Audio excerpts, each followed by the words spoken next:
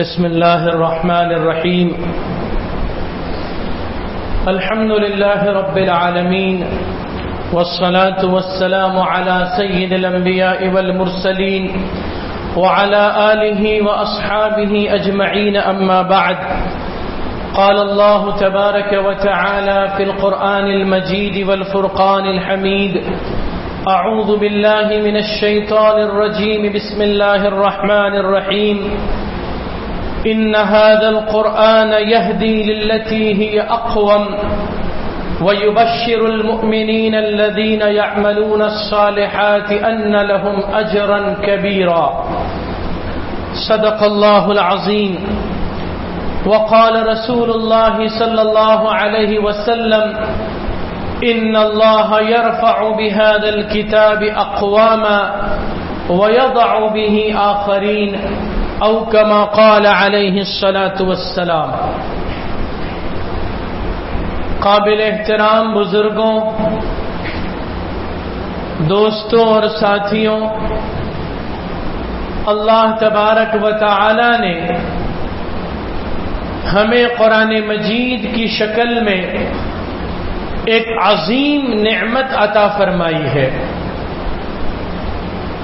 یہ وہ نعمت ہے کہ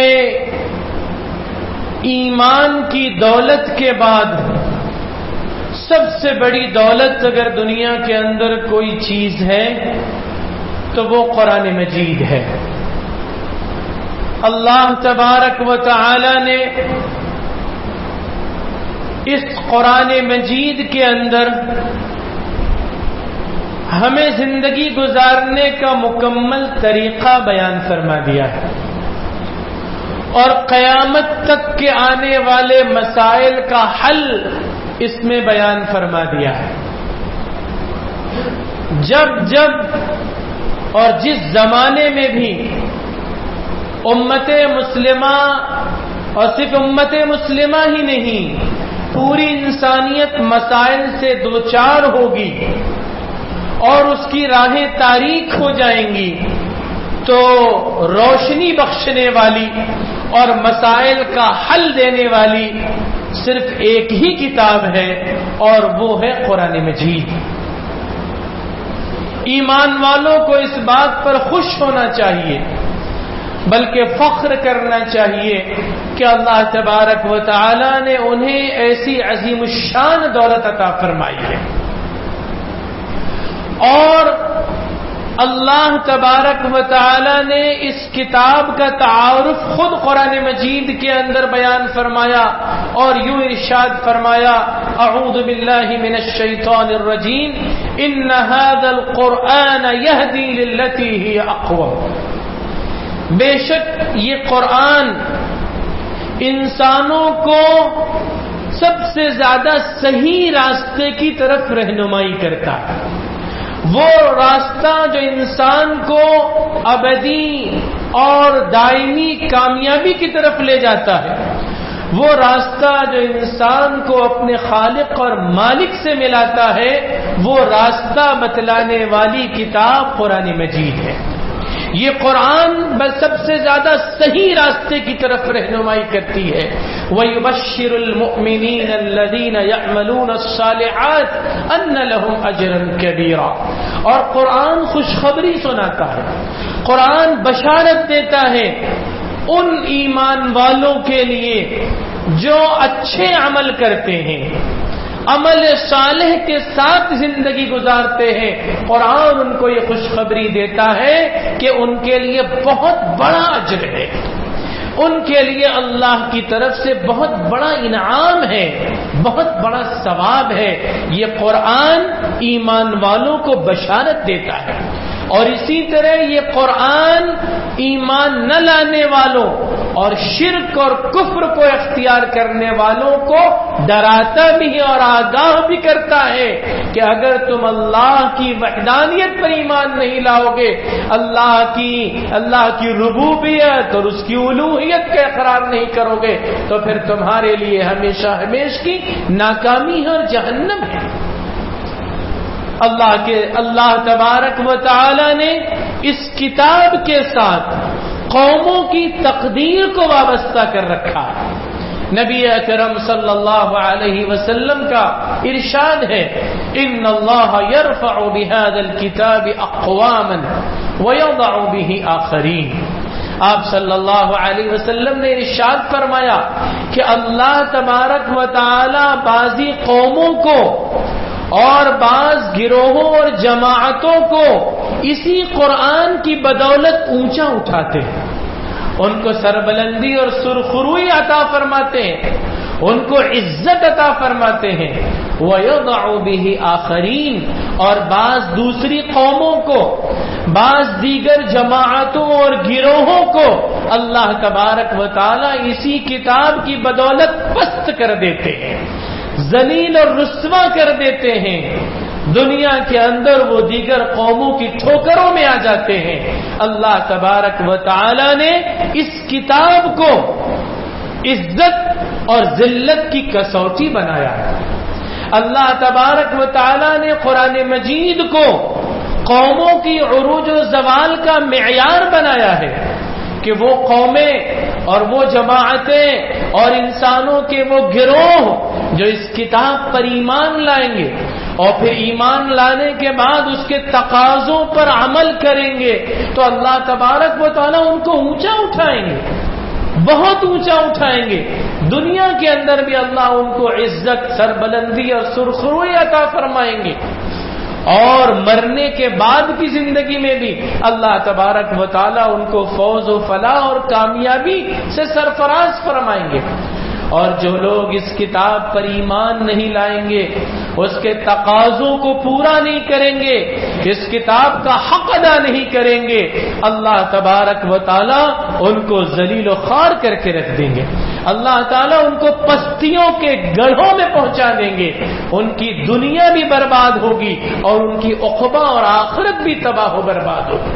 اس طرح اس حدیث سے یہ بات واضح ہو گئی کہ انسانوں کی عزت اور ذلت، کامیابی اور ناکامی، سربلندی اور پستی کا معیار اور کسوٹی قرآن مجید ہے۔ اگر ہم قرآن مجید سے وابستہ ہوں گے، اگر ہم قرآن مجید پر ایمان لا کر اس کے تقاضوں کو ادا کریں گے، اس کے مطالبات کو پورا کریں گے، تو اللہ تبارک و تعالی ہمیں اس دنیا کے اندر کبھی رسوا نہیں کریں گے۔ اللہ تعالیٰ اس دنیا کے اندر ہم کو کبھی ناکام و نامراد نہیں کریں گے۔ اللہ تعالیٰ دوسری قوموں کے سامنے ہمیں ذلیل نہیں کریں گے، اور آخرت میں بھی اللہ تبارک و تعالی ہمیں عزت و سرخروئی عطا فرمائیں گے۔ لیکن اگر امت مسلمہ قرآن کو پسے پشت ڈال دے، اگر امت مسلمہ قرآن کے تقاضوں کو فراموش کر دے، اگر امت مسلمہ قرآن کو اور قرآنی تعلیمات کو اپنی زندگی سے نکال دے، تو پھر دنیا کی کوئی طاقت انہیں عزت اور سرخروئی سے سرفراز نہیں کر سکتی، پھر وہ دنیا کے اندر سر اٹھا کر نہیں جی سکتی ہے۔ میرے بزرگوں، میرے نوجوان دوستوں اور ساتھیوں، آج امت مسلمہ کے زوال اور اس کی پستی کا جو سب سے بڑا سبب ہے وہ یہ ہے کہ ہم نے قرآن مجید کے تقاضوں کو اور اس کے مطالبات کو پورا نہیں کیا، ہم نے قرآن مجید کا حق ادا نہیں کیا، بلکہ قرآن کو ہم نے پسے پشت ڈال دیا۔ وقال الرسول یا ربی ان قوم اتخذوا هذا القرآن مہجورا، رسول صلی اللہ علیہ وسلم اللہ کی بارگاہ میں شکایت کریں گے، اور بعضوں نے یہ ترجمہ اور یہ مفہوم نکالا کہ اللہ کے رسول نے اپنے ہی زمانے میں جنہوں نے قرآن کا انکار کیا، قرآن کی سے متعلق گستاخیاں کی، اللہ کے بارگاہ میں رسول اللہ صلی اللہ علیہ وسلم نے شکایت کی، اور اللہ کے رسول نے فرمایا یا کل قیامت کے دن فرمائیں گے کہ میری قوم نے قرآن کو پسے پشت ڈال دیا، ان قوم اتخذوا هذا القرآن مہجورا، اے میرے پروردگار میری قوم نے اس قرآن کو پسے پشت ڈال دیا تھا، اس سے صرف نظر کیا تھا، اس سے اپنی نگاہیں موڑ لی تھی، اس کے تقاضوں پر لبیک نہیں کہا تھا۔ بارگاہ رسالت میں آپ صلی اللہ علیہ وسلم میں اللہ تبارک و تعالی اللہ کے رسول صلی اللہ علیہ وسلم اللہ کی بارگاہ میں شکایت کریں گے تو ظاہر ہے کہ یہ شکایت کن لوگوں کے بارے میں ہوگی؟ یہ شکایت انہی لوگوں کے بارے میں ہوگی جو قرآن کا ایک طرف انکار کرتے ہیں اور قرآن کو خدا کی کتاب تسلیم نہیں کرتے، اور دوسری طرف یہ شکایت ان کے بارے میں بھی ہوگی جو قرآن پر ایمان تو لاتے ہیں لیکن قرآن کو اپنی زندگیوں میں نافذ نہیں کرتے، قرآن کے حقوق کو ادا نہیں کرتے۔ یہ شکایت ان سے متعلق بھی ہوگی، اور جب یہ شکایت ان سے متعلق بھی ہوگی تو اللہ معاف کرے وہ ان لوگوں میں ہمارا بھی شمار ہوگا کہ ہم نے قرآن مجید کو اس کے تمام حقوق کے ساتھ قبول نہیں کیا ہے۔ ہم نے قرآن مجید کو تلاوت کی کتاب کسی حد تک کے سمجھا ہے، اور اس سے بڑھ کر قرآن مجید کو برکت کی کتاب سمجھا ہے۔ قرآن مجید کا ادب اور احترام ملحوظ رکھنا ہم یہ سمجھتے ہیں کہ کبھی اس کو ہاتھ ہی نہ لگایا جائے اور اس کو اتنی اوپر رکھا جائے کہ لوگوں کی رسائی اس تک کے نہ ہو، اور بہت زیادہ اگر قرآن مجید سے تعلق ہے تو پھر قرآن مجید سے جو ہے تعویذ گنڈے کیے جائیں، قرآن مجید سے علاج اور معالجہ کیا جائے۔ اس چیز کو ہم نے سمجھا کہ یہ قرآن کے تقاضے ہیں، حالانکہ قرآن کا تقاضا اس سے کہیں بڑا ہوا ہے۔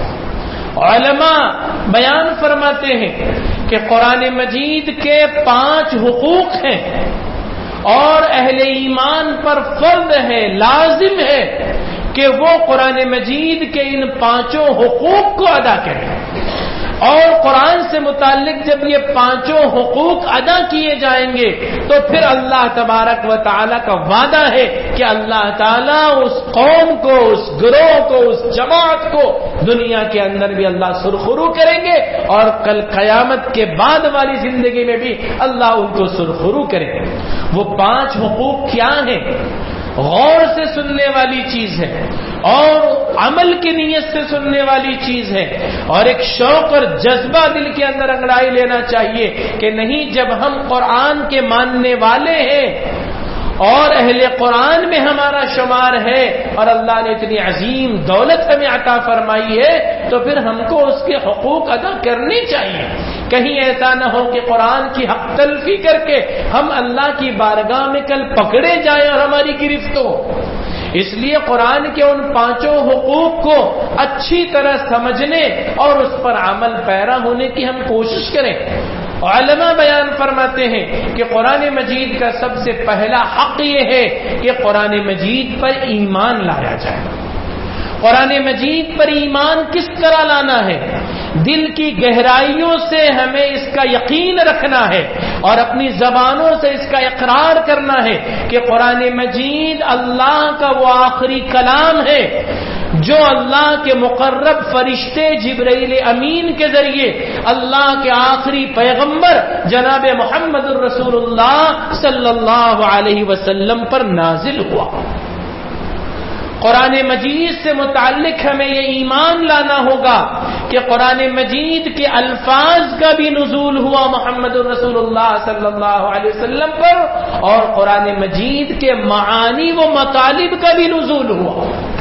یہ بات اچھی طرح واضح ہو جانا چاہیے کہ مصحف قرآنی کی شکل میں آج جو قرآن کے الفاظ و حروف ہماری نگاہوں کے سامنے ہیں وہ بھی من عن محمد الرسول اللہ صلی اللہ علیہ وسلم پر نازل ہوئے اللہ کی طرف سے، لیکن اسی کے ساتھ ساتھ قرآن مجید کے معانی و مطالب بھی اللہ کے رسول صلی اللہ علیہ وسلم پر اللہ کی طرف سے نازل ہوا، لیکن ان معانی و مطالب کو اللہ کے رسول صلی اللہ علیہ وسلم نے اپنے الفاظ میں بیان فرمائے جن کو احادیث نبویہ کہا جاتا ہے۔ تو احادیث نبویہ یہ دراصل قرآن مجید کی تشریح و تفسیر ہے، یہ قرآن مجید کے معانی و مطالب کا مجموعہ ہے۔ تو اللہ تبارک و تعالی نے قرآن مجید کے الفاظ نازل فرمائے، وہ قرآن کی شکل میں ہے، اور پھر قرآن مجید کے معانی و مطالب کا بھی نزول ہوا، لیکن اس کے الفاظ محمد الرسول اللہ صلی اللہ علیہ وسلم کے ہیں اور معانی و مضمون اللہ کے ہیں۔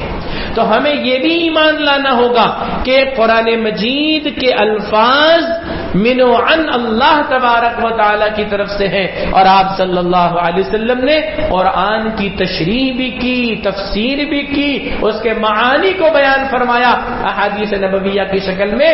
تو یہ احادیث نبویہ کے مضامین بھی اللہ ہی کی طرف سے نازل کرتا ہے. البتہ احادیث کے الفاظ اللہ کے رسول صلی اللہ علیہ وسلم کے. ہمیں اس بات پر بھی ایمان لانا ہوگا کہ قرآن مجید یہ کتاب ہدایت ہے، اور سارے انسانوں کے لیے اللہ تبارک و تعالیٰ نے اس کو ہدایت کا سرچشمہ قرار دیا ہے، اور انسان کو اپنے تمام مسائل کے حل کے لیے اور صراط مستقیم کی تلاش کے لیے قرآن ہی کی طرف رجوع کرنا ہوگا. ہمیں اس بات پر بھی ایمان لانا ہوگا کہ قرآن مجید وہ کتاب ہے کہ جس کے اندر شک و شبے کی کوئی گنجائش نہیں ہے. وہ بہت محفوظ ذرائع کے ساتھ نبی اکرم صلی اللہ علیہ وسلم پر اترا، اور پھر آپ صلی اللہ علیہ وسلم کے سینے میں محفوظ ہوا، پھر آپ کی زبان مبارک پر وہ جاری ہوا، اور صحابہ کرام نے قرآن مجید کو سیکھا اور اس کے ایک ایک حرف کو سیکھا، اس کو محفوظ رکھا، اور پھر آنے والی نسلوں تک اس کو منتقل کیا. حضور نے قرآن صحابہ تک، صحابہ نے تابعین تک، تابعین نے تبع تابعین تک، اور اس طرح نسل در نسل، نسل در نسل پوری حفاظت کے ساتھ قرآن مجید منتقل ہوتا رہا. اور آج پورے دعوے کے ساتھ یہ بات کہی جا سکتی ہے کہ قرآن مجید کے اندر ایک زبر زیر کا بھی کوئی فرق نہیں ہوا ہے، کوئی تبدیلی نہیں ہوئی ہے، کوئی تحریف واقع نہیں ہوئی ہے. اور جس طرح الفاظ قرآنی میں کوئی تحریف واقع نہیں ہوئی ہے، ایسی ہی معانی قرآن میں بھی کوئی تحریف واقع نہیں ہوئی ہے. اور اہل حق، ہر زمانے میں اہل حق علماء موجود رہے ہیں جنہوں نے قرآن کا صحیح معنی و مفہوم امت کو بتلایا ہے. لوگوں نے قرآن مجید کے معانی کو بگاڑنے کی کوشش کی اور اس میں تحریف کرنے کی کوشش کی قرآن کے معانی میں، اور اس کے نتیجے میں وہ گمراہ بھی ہوئے. لیکن ہر زمانے اور ہر دور میں اہل حق علماء موجود رہے جنہوں نے ہمیشہ قرآن مجید کی صحیح تفسیر کی ہے اور اس کے صحیح معانی و مطالب کو امت کے سامنے رکھا ہے. اس لیے امت پر یہ لازم ہے کہ قرآن مجید کے سمجھنے کے لیے انہی اہل حق علماء سے رجوع کرے جنہوں نے قرآن مجید کے صحیح معانی و مطالب کی تشریح کی اور اس کو امت تک پیش کیا ہے. وہ معانی و مطالب جو حضور اکرم صلی اللہ علیہ وسلم سے صحابہ سے تابعین اور تبع تابعین سے لے کے نسل در نسل اہل حق علماء کی طرف منتقل ہوتا رہا. تو قرآن مجید کے اندر کسی شک و شبے کی گنجائش نہیں ہے. لا ریب فیہ، قرآن نے بھی اس کا تعارف ہے، اس میں کوئی شک و شبے کی گنجائش نہیں ہے. ہمیں اس بات پر بھی ایمان لانا ہوگا کہ قرآن مجید کتاب معجز ہے. کتاب معجز کا مطلب یہ ہے کہ یہ عاجز کر دینے والی کتاب ہے. دنیا کا کوئی انسان قرآن مجید جیسی کوئی کتاب نہیں پیش کر سکتا ہے. اور پوری کتاب تو کیا قرآن کی کوئی ایک سورت نہیں بنا سکتا، قرآن کی کوئی ایک آیت بھی نہیں بنا سکتا. اور اس کا کھلا ہوا چیلنج قرآن مجید میں خود کیا گیا ہے کہ اگر تمہیں شک ہے کہ یہ اللہ کی طرف سے نہیں کسی انسان کی بنائی ہوئی کتاب ہے تو پھر تم اس جیسی کتاب لے آؤ، اس جیسی کوئی ایک سورہ بنا لے آؤ. اور اتنا بھی نہیں کر سکتے تو ایک آیت بنا کر لے آؤ. لیکن آج 1450 سال ہو گئے، کوئی قرآن مجید کی ایک طرح ایک آیت بھی نہیں بنا سکا. اور ایسا نہیں ہے کہ اس بارے میں کوششیں نہیں ہوئی. بہت سارے زندیقوں نے اور بہت سارے ملحدوں نے اور منکرین قرآن نے قرآن جیسی سورہ اور آیت بنانے کی کوشش کی ہے اور اس میں اپنی صلاحیتوں کو صرف کیا ہے، لیکن ناکامی کے علاوہ کوئی چیز برآمد نہیں ہو سکی ہے. عبداللہ ابن مقفع ایک بہت بڑا عیسائی ادیب تھا. دنیا اس کی عربی زبان دانی اور فصاحت اور بلاغت کا لوہا تسلیم کیا کرتی تھی. اس کے زمانے کے لوگوں نے ان کے سامنے قرآن کا چیلنج رکھا کہ قرآن یہ چیلنج کرتا ہے کہ کوئی ایک آیت بھی نہیں بنا سکتا. ہم تو سمجھتے ہیں کہ آپ جیسا عربی زبان کا ماہر و فصیح و بلیغ قرآن کا توڑ پیش کر سکتا ہے, قرآن جیسی کوئی سورہ بنا سکتا ہے. اس کو چڑھایا اور عبداللہ ابن مقفع جو ہے چڑھ گیا اور اس نے وعدہ کیا کہ 1 سال کی مجھے مہلت دو, میں قرآن مجید کا چیلنج قبول کرتا ہوں اور اس جیسی کوئی سورہ بنا کر پیش کروں گا. 1 سال کی مہلت لی, 1 سال کا اپنے پورے گھر خرچ کا جو ہے اخراجات اس نے لیے, اپنے گھر کی پوری ذمہ داریاں دوسروں کو تفویض کی اور دوسری بہت ساری سہولتیں اس نے مہیا کی, اور ایک کتب خانے کے اندر وہ مقید ہو گیا کہ ساری ضرورتیں میری یہاں پوری کی جائیں اور میں محنت کروں گا اور قرآن کا توڑ پیش کروں گا. چنانچہ اس کی ساری شرطیں قبول کر لی گئی اور اس نے قرآن کا جواب دینے اور قرآن جیسی صورت بنانے کا آغاز کیا. 1 مہینہ, 2 مہینہ, 3 مہینہ, 6 مہینہ گزر گیا اور وہ اپنی اس کوشش میں لگا رہا. 24 گھنٹے وہ اپنا وقت اپنے اس کتب خانے میں گزارا کرتا تھا. جب 6 مہینے کا عرصہ گزر گیا تو جن لوگوں نے اس کو یہ پیشکش کی تھی انہوں نے سوچا کہ اب چل کے معلوم کرنا چاہیے کہ نصف مدت گزر گئی ہے تو کام کہاں تک پہنچا ہے. کوئی آدھی سورہ بن گئی, کوئی پاؤ سورہ بن گئی, کتنا ہو گیا چل کے دیکھنا چاہیے. 6 مہینے کے بعد وہ وفد ملاقات کے لیے آیا ہے اور جب وہ اس کے کتب خانے کے اندر داخل ہوئے ہیں تو کیا منظر دیکھتے ہیں. منظر یہ دیکھتے ہیں کہ عبداللہ ابن مقفع کے چہرے پر گہرے تفکرات کے آثار ہیں.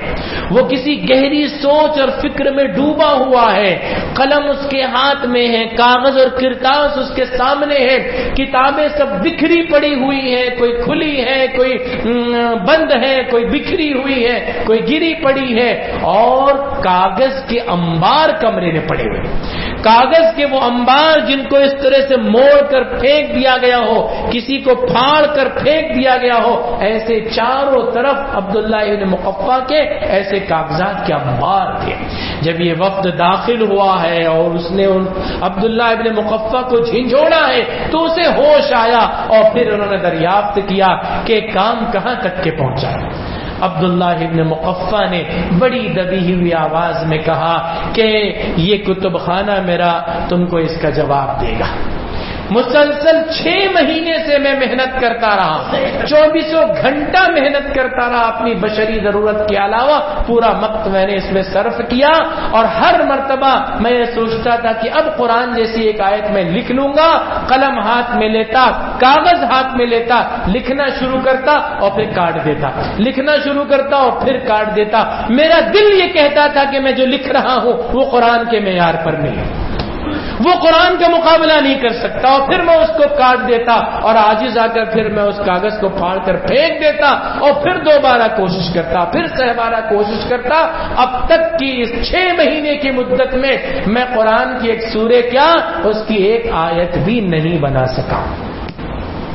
قرآن مجید کتاب معجز ہے, انسانیت پوری عاجز ہے, اس جیسی کوئی کتاب نہیں بنا کر پیش کر سکتی. قرآن مجید پر ہمیں ایمان لانا ہے کہ یہ اللہ کا کلام ہے اور یہ کتاب ہدایت ہے, اور اسی کے ماننے اور تسلیم کرنے میں ہماری عزت ہے, سرخروئی ہے, سربلندی ہے.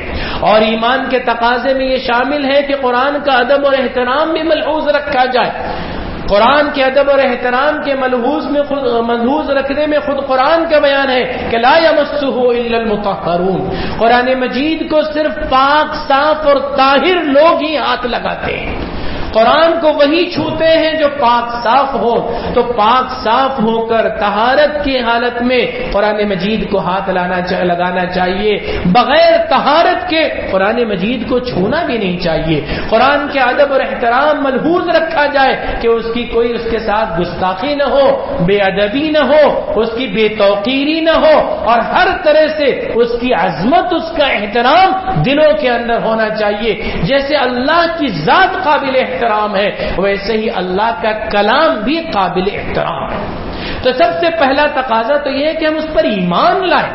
دوسرا تقاضا یہ ہے کہ ہم اس کی تلاوت کریں. یہ قرآن کتاب ہدایت بھی ہے, کتاب تلاوت بھی ہے, اور آقا صلی اللہ علیہ وسلم نے قرآن کی تلاوت کو امر تعبدی قرار دیا ہے.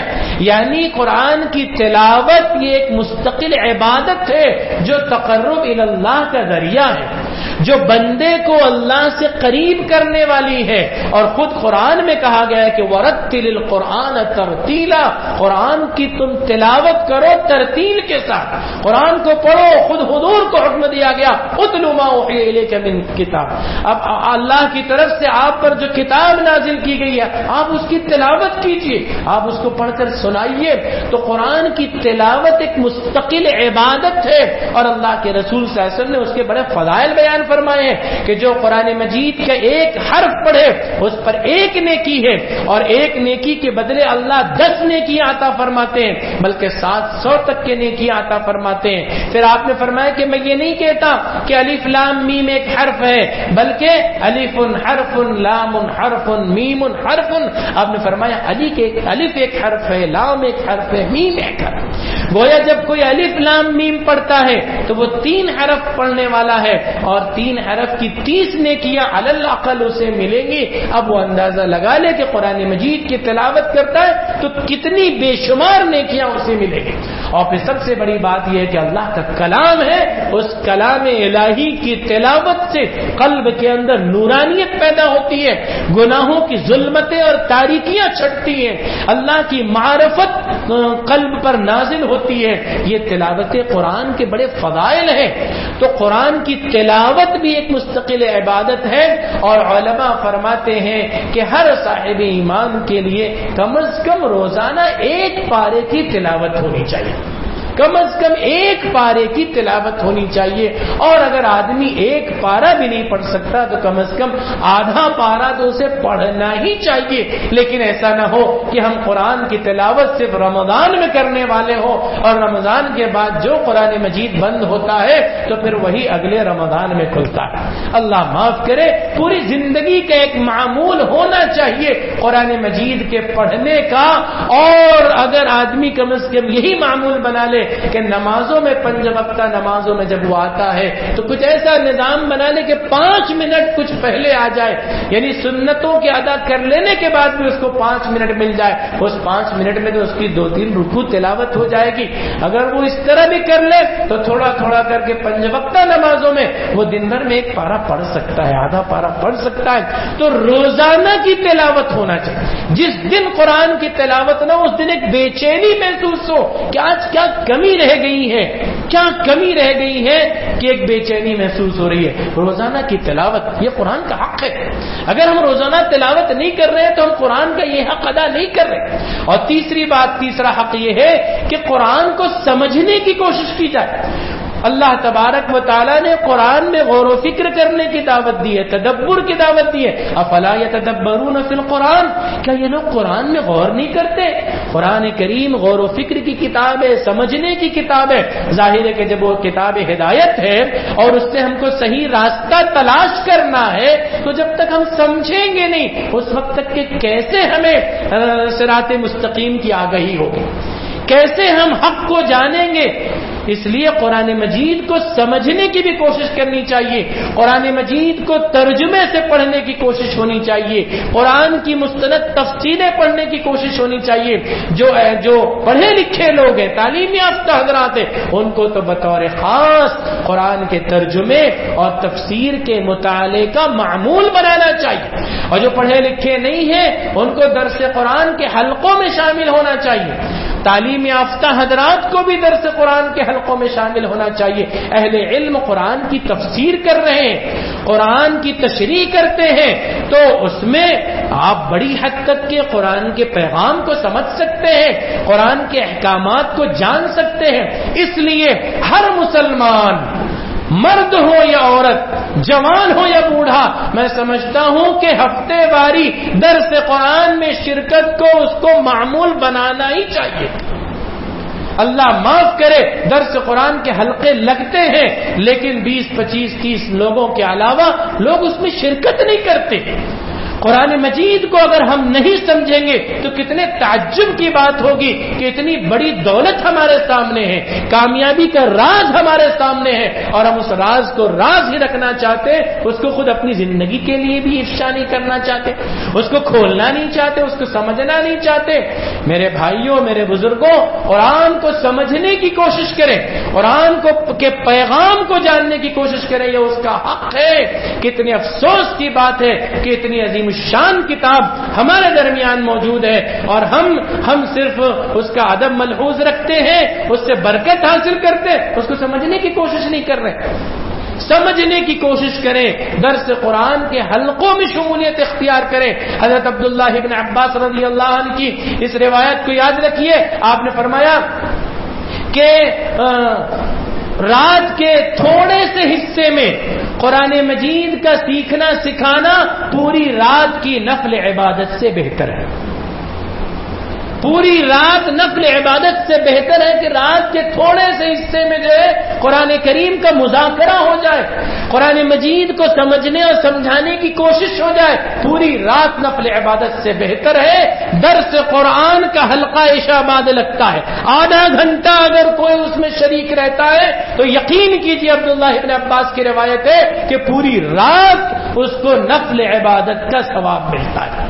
اتنی بڑے اجر و ثواب سے ہم محروم رہتے ہیں اور قرآن کی دولت سے ہم محروم رہتے ہیں۔ تو تیسرا حق یہ ہے کہ اس کو سمجھنے کی کوشش کی جائے، اور چوتھا حق یہ ہے کہ قرآن پر عمل پیرا ہوا جائے۔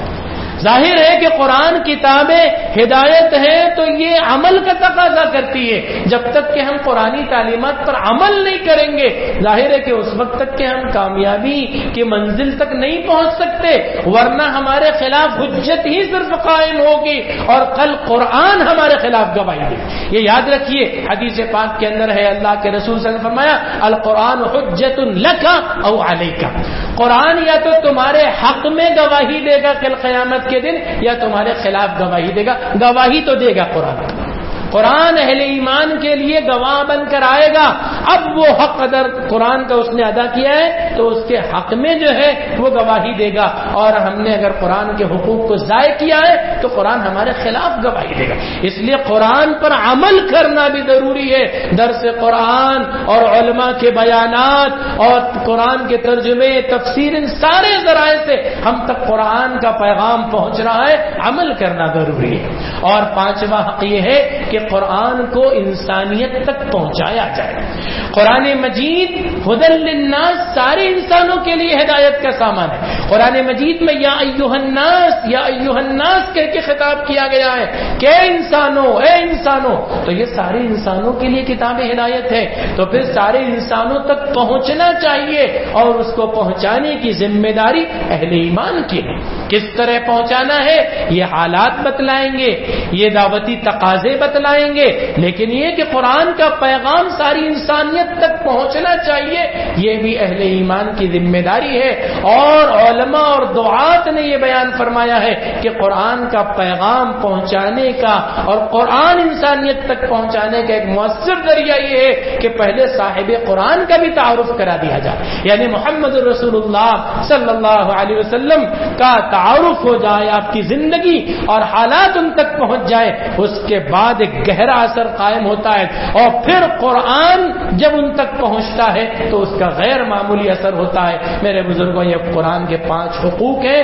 سب سے پہلے اس پر ایمان لانا، دوسرے یہ کہ اس کی تلاوت کرنا، تیسرے یہ کہ اس کو سمجھنے کی کوشش کرنا، چوتھے یہ کہ اس پر عمل کرنا، اور پانچویں یہ کہ اس کو انسانیت تک پہنچانا۔ یہ 5 حقوق اگر ہم ادا کریں گے تو اللہ کا وعدہ ہے کہ اللہ امت مسلمہ کو ذلت و رسوائیوں سے نکال کر عزت کی سربلندیوں پر پہنچائے گا، اور ان اللہ لا یخلف المیعاد، اللہ اپنے وعدے سے کبھی نہیں پھرا کرتا ہے۔ امت مسلمہ کی زوال کا سب سے بڑا سبب یہی ہے کہ ہم قرآن سے دور ہو گئے ہیں، قرآن سے قریب آ جائیں اور اس کے حقوق ادا کرنے والے بن جائیں۔ اللہ ہم سب کو اس کی توفیق عطا فرمائے۔ وآخر دعوانا الحمد للہ رب العالمین۔